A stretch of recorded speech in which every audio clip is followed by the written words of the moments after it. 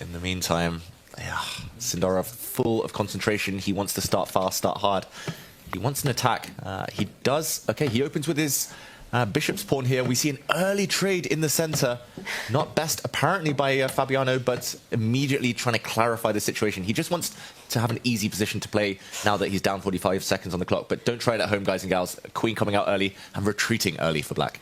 Look at the speed with which the players are going. Sindarov trying to keep his edge on the clock right there, just bulleting his way. And now he takes the first pause in the position. None of the pawns for white have really moved forward, so still sort of capsulating the pieces behind them. The knights are out on the board. David, fascinating stuff, because we also see a c-pawn that can become a target here once the queen lines up against it. Yeah, but the first real think of the game so far is Javikir Sindarov, and just like that, only 20 seconds of his lead in the time remains and is ticking down. I'm going to say this is very clever from Fabi, because now, by having a very strong pawn, the black pawn, unless it is a target, he clamps down on what white can do with his pawns, pretty much limiting Javikir Sindarov to playing with pieces. Both kings now have committed to the right flank. And again, this position is normalizing, but this black pawn has such a powerful clamping effect. Trading off this pawn would only lead to symmetry and a draw not enough for Sindarov. So already the kind of Armageddon situation here playing a role in their decision-making. I like this move. It's opening up a square for the bishop to line up on the longest diagonal, targeting that white king. I can imagine the queen and the bishop as well, setting up those sniper lines to the other side of the board next. Ooh, watch out, yeah. The white queen and bishop lining up could be dangerous, but first Sindarov says, okay, let's go for symmetry. Let's trade off these pawns. He's arguing that his knights are slightly more active than black's knights. Only one of the two black knights is out in the game, so a slight lead in development, meaning a bit more activity, a bit quicker for Sindarov. Whoa, he offers a trade. That's a surprising decision, right? And a must-win. Fabi takes it. And Fabi's actually up a few seconds on the clock. This is huge developments and great news for Fabiano Caruana and his fans out there. He's got a totally equal position on board and clock, and he only needs a draw. Queen's off the board. I'm very surprised with that decision for an early queen trade. As white, very often here, you want to keep as many pieces on the board, force Fabi to think, play every single part of the game to the maximum, the opening, the middle game, and the end game. There's no increment in this format. Well, only the queens are off the board, so it's a queenless middle game, as we like to call it. The rook's now connected, coming to those central files, but the symmetry in the pawn formation, 4 versus 4, 2 versus 2, objectively should be balanced. Yeah, black's rook is stuck, though, there on A8, and so Sindarov can beat him to the open c-file. Yeah, that's the one problem for Fabiano. I think he's just tried to clear the path for his bishop to come out in the near future, and then his rook will eventually exit that corner. But first there is a hit. It is Sindarov first to create some threats. A nice knight jump. I thought Fabiano would stop this, to be honest, because knights on f5 will thrive, as they say. And Fabiano needs to survive. He needs to defend this pawn. Push the pawn. He's allowed a check. Yes, Sindarov gives it, but that knight, it almost feels like it's trapped. You know, it's got this helper with the other knight, so there is this square in front of that black bishop that you can run to, but precarious position of the white knight. Yeah, he's taking risks now, Sindarov, but often risk-taking, being creative, especially in dry positions like this with queens off, it takes time. You need time to work out how creative you can be, risk-reward ratio.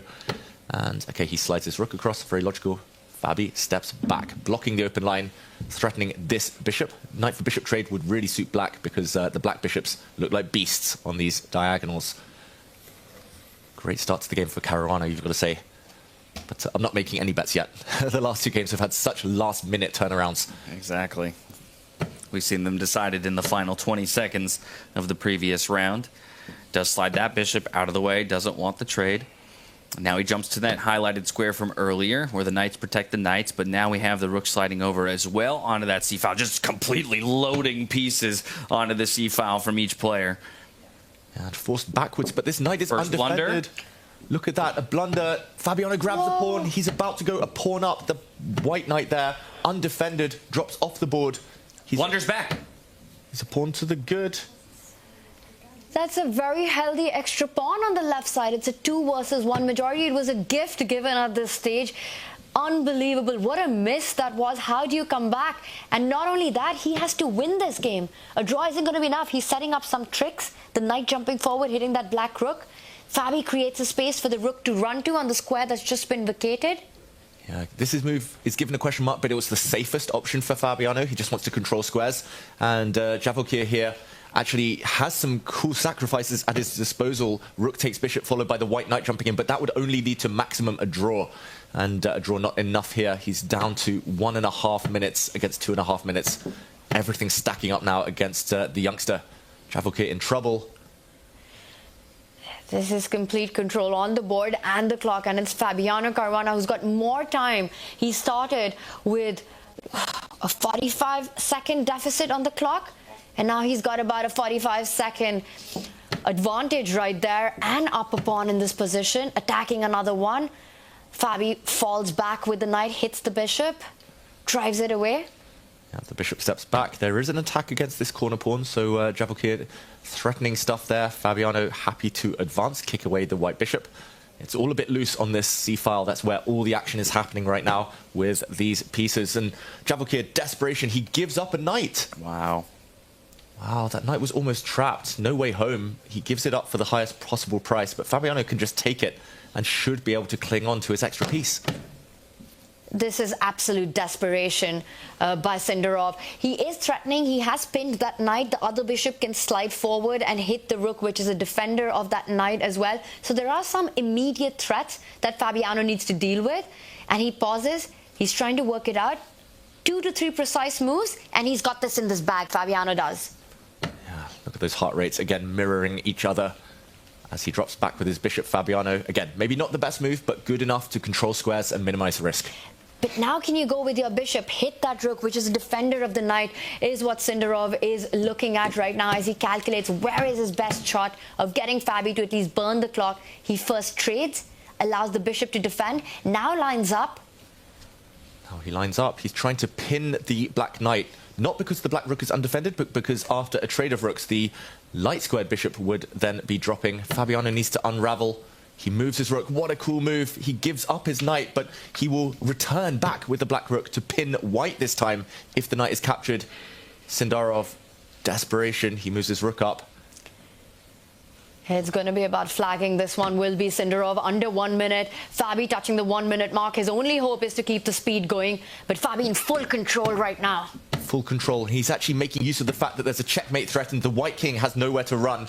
There would have been a back rank checkmate if white had taken his eye off the ball there. The black rook coming down, so the white king had to run away. There was no time to pick up this black bishop, which will now save itself. It's going to be a knight against 2 pawns. Black has the knight. Sindarov has the 2 pawns, but white's pawns are nowhere. And looking at a time check, only 2 seconds differentiates these 2 players. Ooh, what a move. Oof. Knight attacking the bishop, knight fork threatened, hitting the white king and rook at the same time. It's a handshake.